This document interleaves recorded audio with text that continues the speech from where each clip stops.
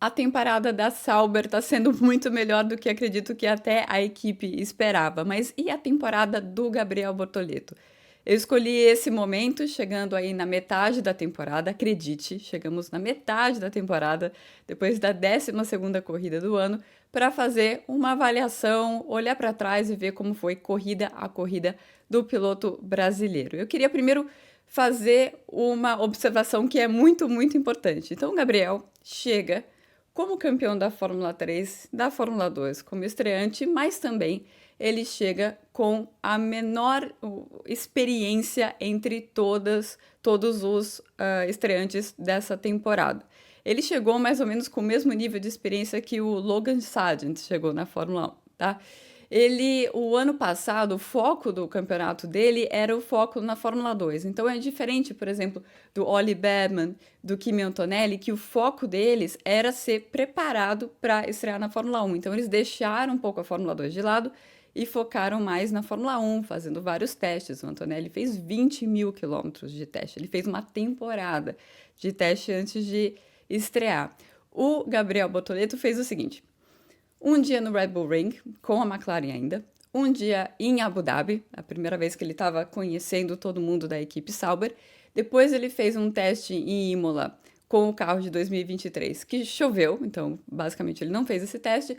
Depois ele fez um teste em Barcelona, esse teste sim, também com o carro de 2023, um teste que foi bastante útil para ele. Depois ele fez um dia e meio no carro na pré-temporada e foi para a Austrália. Eu acho que a comparação que a gente pode fazer melhor seria com o Isaac Hadjar, que era outro piloto que estava mais focado na Fórmula 2, um cara cuja chance de ir para a Fórmula 1 era muito ligada ao campeonato da Fórmula 2 que ele estava fazendo, o que é um caso diferente do Bearman e do Antonelli. Mas aí, quando a gente vai comparar a primeira metade do campeonato do Bortoleto com o Hadjar, tem a complicação que o benchmark do Hadjar é diferente, né? Foi o Tsunoda no começo e depois o Liam Lawson. E o Nico Hülkenberg, você vai perceber no corrida a corrida como ele está fazendo um campeonato bastante especial. E também tem a questão do carro, né? Já é famoso que o Racing Bulls é um carro que tem uma curva de downforce ela menos acentuada, então é um carro menos difícil de pilotar. Foi nessa rota de desenvolvimento que a Sauber conseguiu melhorar o carro. Então o Gabriel tem um carro que é mais no estilo do Racing Bulls a partir do GP da Espanha. E o que é essa falta de preparação, essa falta de quilometragem, como que a gente viu isso nesse começo da temporada? Para mim, um exemplo bastante claro foi a classificação do GP do Japão. Então, eram coisas pequenas que ele não julgava bem, porque eram coisas que ele não tinha vivido antes com um carro de Fórmula 1. Então chega na classificação do Japão, o tempo inteiro ele estava andando muito bem no Japão. Quando chega na última volta, ele não consegue melhorar, o Nico consegue. Gabriel, o que aconteceu? Eu falei, o engenheiro perguntou para mim o que a gente faz com o ajuste da asa dianteira, e eu falei, deixa assim. E a pista melhorou e eu deveria ter feito um ajuste de asa. E isso fez a diferença entre eu estar na frente ou atrás do Nico. Da próxima vez não vai ser assim. E pronto, da próxima vez não foi assim. Então, é um exemplo de como a falta de experiência, de teste de quilometragem, e daí, porque o que acontece? O piloto vai estar aprendendo coisas sobre o que ele pode mexer no carro, como funcionam as ferramentas e tudo mais, coisas que ele teria aprendido nesses testes. E isso, a Fórmula 1 está vivendo um ano muito especial em termos de competitividade do grid inteiro, tanto que não dá para dizer, mesmo quando a Sauber não tinha um carro bom, que eles tinham disparado o último carro do grid, eles nunca tiveram uma carroça, o pior carro do grid, sempre assim, eles estiveram entre os piores e agora estão entre a turma do meio ali, né? Então, um ano muito especial em termos de competitividade, em que essa falta de experiência se fez notar algumas vezes nesse começo da temporada. Vamos lá, corrida por corrida. Como foi essa primeira metade do campeonato do Gabriel Bortoleto? Primeira corrida GP da Austrália foi muito bom até que tudo deu errado. Então, ele vai para o Q2, o Nico Hülkenberg comete um erro na classificação, e depois na corrida ele várias vezes reclama de freio, a equipe falando não é o sensor que está aparecendo para você, é só um problema de sensor, não tem problema nenhum, tá tudo bem, e ele, não, não, não, não, imagino que também tem a ver com coisas que ele estava sentindo no carro, que ele não tinha sentido antes, era a primeira vez que ele estava pilotando na chuva, ele acabou sendo o último dos estreantes a cometer um erro, quando ele cometeu um erro, ele bateu, quebrou a suspensão e saiu da corrida. Antes disso, ele tinha dado bastante azar com o safety car, ele estava andando junto com o Nico, que era um bom sinal, né? Andando junto com o Nico, teve um safety car, ele teve que esperar o Nico, teve um safe release, porque ele foi liberado em cima de outro carro, teve uma punição, e daí quando teve a largada, ele estava bem atrás, não estava atrás do pelotão, então muita coisa deu errado, mas em termos de ritmo e a classificação, foi uma corrida muito boa e seria a única corrida muito boa em algum tempo, porque iria passar por uma fase bastante difícil a partir do GP da China. Foi um final de semana de sprint na China, ele teve um toque na sprint, o carro não foi 100% para a classificação. Na classificação, ele foi jogado no trânsito e largou em 19º. Na primeira volta, ele cometeu um erro, na primeira volta ele admitiu que ele cometeu um erro, foi lá para trás e fez uma corrida solitária ali. Ali os dois carros, o Nico também saiu na primeira volta e ele acabou terminando a corrida na frente do Nico, que estava com o carro danificado. No Japão, na classificação, aquilo que eu já comentei, mas ele mesmo assim se classificou muito perto do Nico.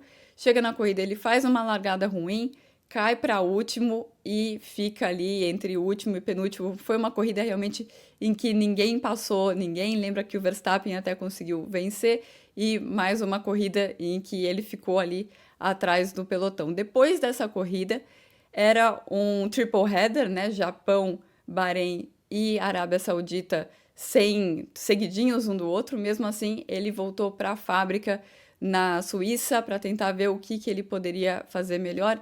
Isso pegou muito bem dentro da equipe. Daí ele partiu para o Bahrein, uma pista que ele conhece muito bem. Mas isso não ajudou muito. Foi, acho que, o pior final de semana dele até aqui. A equipe sofrendo, o carro sofrendo muito com o vento, principalmente na classificação.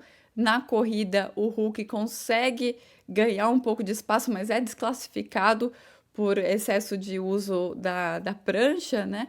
E o Bortoleto faz uma corrida ficando em último praticamente o tempo todo, e depois no final, mesmo com o pneu médio, e o Stroll estava na frente com o pneu duro, ele não consegue passar o Stroll e sai do carro falando que o carro muda muito de comportamento quando está no trânsito, no ar sujo. A minha missão nas últimas corridas foi testar as ferramentas do meu Motorola Razr 60 Ultra no paddock, tirando fotos e juntando com informações para eu fazer as matérias para vocês, porque a inteligência artificial que tem dentro desse aparelhinho aqui é simplesmente surreal. Eu usei duas funções principalmente aqui. Primeiro é o Olhe e Fale, que é exclusivo desse aparelho, do Razr 60 Ultra, e serve para você tirar dúvidas ou ver um resumo de notificações perdidas, o que basicamente vai fazer você economizar um tempão. E eu usei também o Guarde para Depois, que analisa e classifica tudo que eu guardei no celular. Então também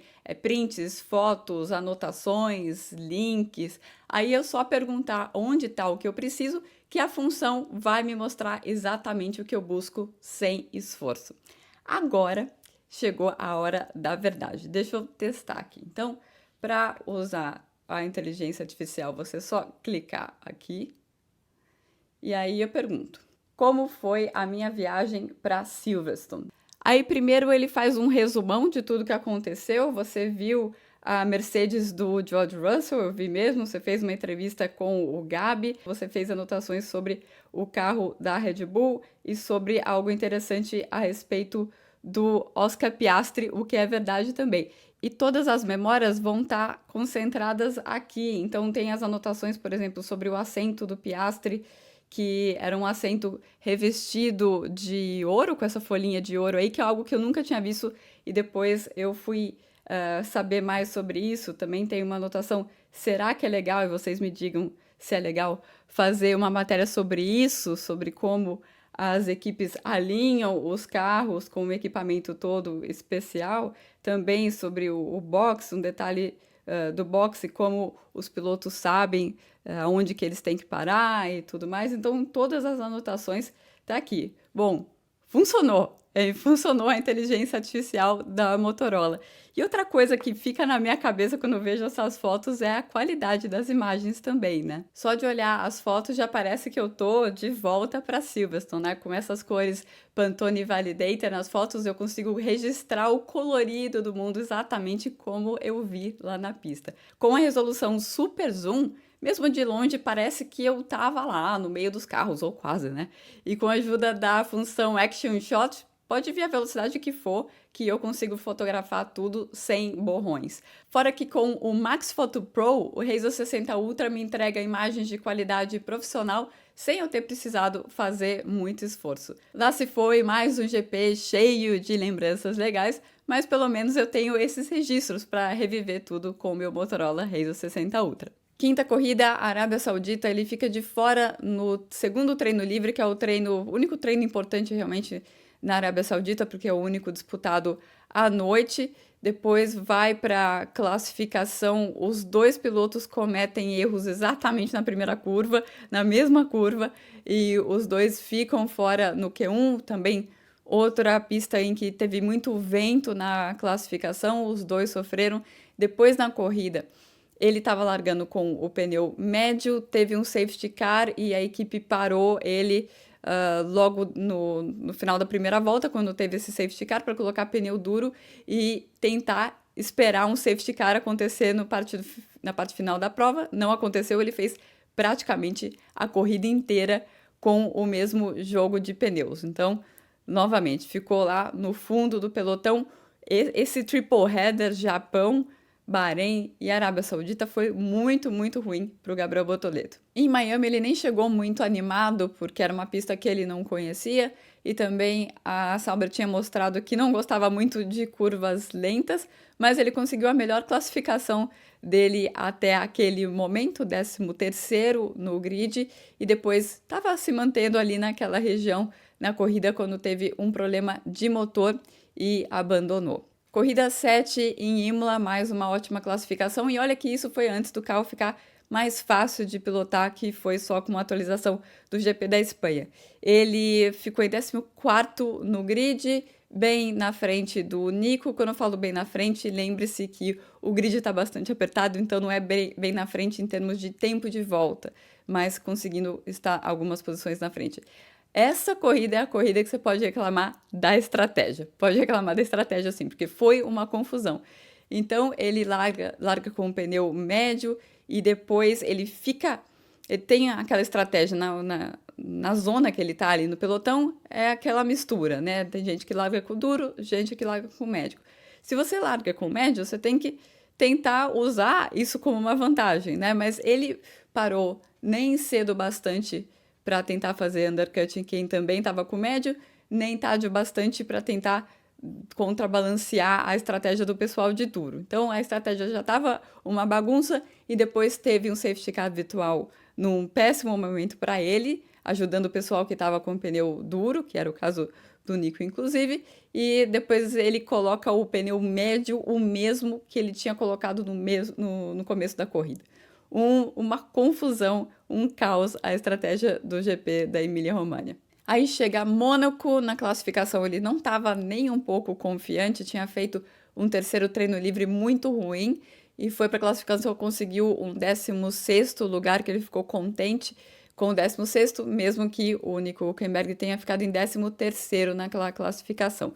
Depois, na corrida, ele consegue passar o Antonelli no hairpin, mas depois deixa a porta aberta, o Antonelli passa ele de volta, ele não tem para onde ir, tem que trocar o bico. Ele volta para a corrida porque foi aquela corrida das duas paradas, né, dos 3 jogos de pneus obrigatórios, e aí tava a Racing Bulls e a Williams segurando o ritmo, então ele consegue voltar para a corrida, consegue um undercut ali com a estratégia de colocar o pneu macio no meio da prova e consegue passar alguns carros com essa estratégia. Com isso, ele inclusive chega na frente do Hülkenberg em 14º. E aí ele vai para a Espanha, que é o divisor de águas aí para a temporada da Sauber, é quando eles estreiam um novo assoalho, um assoalho que deixa mais bonitinha a curva de downforce do carro, ao invés de ser um pico assim, ele fica mais assim, e isso quer dizer que para o piloto o carro fica mais assentado e mais previsível. Para o Gabriel, isso significa que ele faz a melhor corrida dele até então na Fórmula 1, o melhor final de semana dele até então na Fórmula 1. Então ele largou em 12º, novamente bem à frente do Nico Hülkenberg, que foi eliminado no Q1, e essa foi a grande sorte dele para a corrida, porque foi um tipo de corrida em que na classificação e na corrida eles usaram o pneu macio, né? Muitas vezes usa o médio e o duro na corrida, porque eles usaram o pneu macio e 2 vezes ainda, em 2 paradas. Então, no primeiro stint, no último stint, usaram o pneu macio.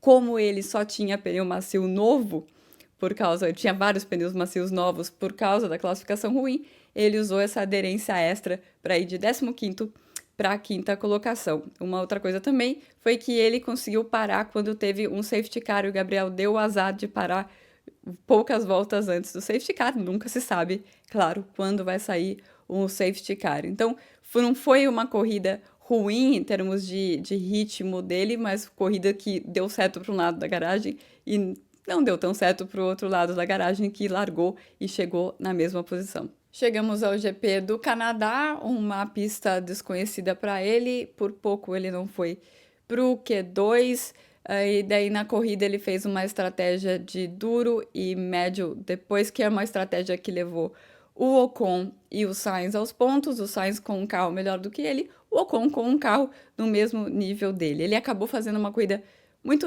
mais defensiva, talvez ele tenha perdido muito desempenho ali tentando segurar o Sainz e acabou indo para trás. Outra corrida aqui, o Nico aproveitou muito bem, teve uma briga ali no começo, se não me engano era o Albon e o Gasly ali na frente dele, ou o Colapinto, uma das Alpine na frente dele, ele ficou só olhando, passou os dois e aí ficou dentro dos pontos até o final da prova. Então, uma corrida que não teve nenhum problema de estratégia na corrida, que poderia ter sido melhor gerenciada, mas ele, na cabeça dele, o que ele acredita é que ele estava correndo contra carros que eram mais fortes do que ele, então por isso que ele fez uma corrida mais defensiva. Aí chega o GP da Áustria, ele chega com uma atitude diferente, sabendo que é o começo de uma sequência de provas e disputadas em pistas em que ele conhece, ele quis tomar mais a rédea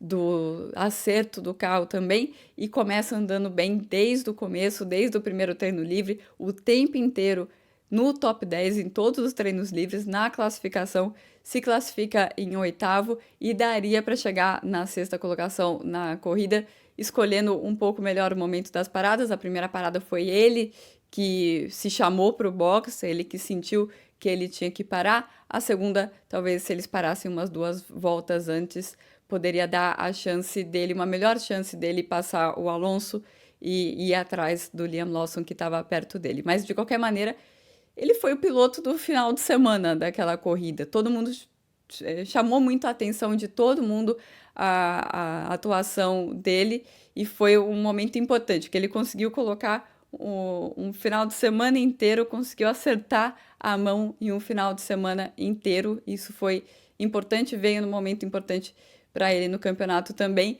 vendo o companheiro de equipe dele fazer chover, né? Porque, mais uma vez, o Nico Hülkenberg saiu de 20º e chegou na 9ª colocação com os 2 carros da Sauber nos pontos. Mas a evolução não é algo, uma linha contínua. Chega o GP da Inglaterra, da Grã-Bretanha, eles sofrem, os 2 pilotos citando muito o vento, voltando a atrapalhar o carro, e os 2 ficam no Q1, aí tem chuva, no jeito bem Silverstone, chove, para no domingo, e ele tá em dúvida na volta de apresentação, eu troco ou não troco de pneu, quando ele ouve que o Leclerc e o George Russell decidiram parar, ele pensou, esses caras sabem muito mais que eu e tem mais a perder, porque eles estavam largando em quarto e quinto, quarto e sexto, se não me engano, e ele vai lá, segue essa decisão dos dois e não dá certo, nem para eles dois, nem para o Bortoleto, que acaba escapando da pista e batendo. Inclusive, ele falou para mim depois: é uma pena, porque eu adoro chuva e toda vez que choveu até agora, eu acabei no muro. As pessoas estão achando que eu não gosto de chuva, mas eu gosto de chuva e eu quero mostrar isso. Esse é o balanço da primeira metade da primeira temporada do Gabriel Bortoleto na Fórmula 1. Ele chegou 3 vezes na frente do Nico em todas as corridas que os dois terminaram. Então, 6 vezes o Nico chegou na frente dele, porque teve 2 abandonos do Gabriel e uma desclassificação do Nico. Em classificação tá 6-6 e na pontuação a diferença é enorme por causa de Espanha e Silverstone, principalmente 37-4.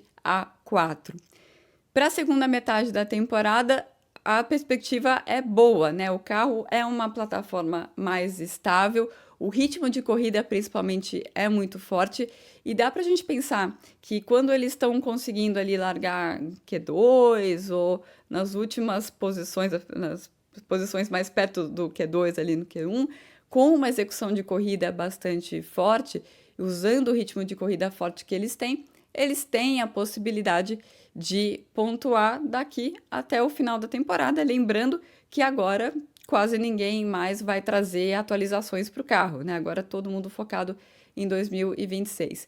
E para o Gabriel, o que é importante, ele continuar aprendendo. Dá para ver que do outro lado da garagem ele tem um Nico Hülkenberg que basicamente está aproveitando todas as chances que ele não aproveitou a carreira inteira, está aproveitando nesse ano. Legal ele olhar, ver quais as decisões que o Nico está tomando, que o lado da garagem dele está tomando junto com o engenheiro, para ele conseguir aproveitar essas oportunidades e seguir crescendo. O que eu tenho ouvido da equipe é que eles ficam muito impressionados com a maneira como ele trabalha muito duro e justamente indo nessa direção, né? Não de ficar culpando estratégia, culpando a equipe, culpando isso e tal, mas vendo o que eu posso fazer melhor, como a minha pecinha atrás do volante, eu vou fazer o meu e confiando que a equipe está fazendo o deles também. O importante é ele minimizar ao máximo possível o dano com acidentes e tudo mais e sempre evoluir, porque dessa forma ele vai se posicionar bem para aproveitar as oportunidades que com certeza vão surgir nessa segunda parte da temporada.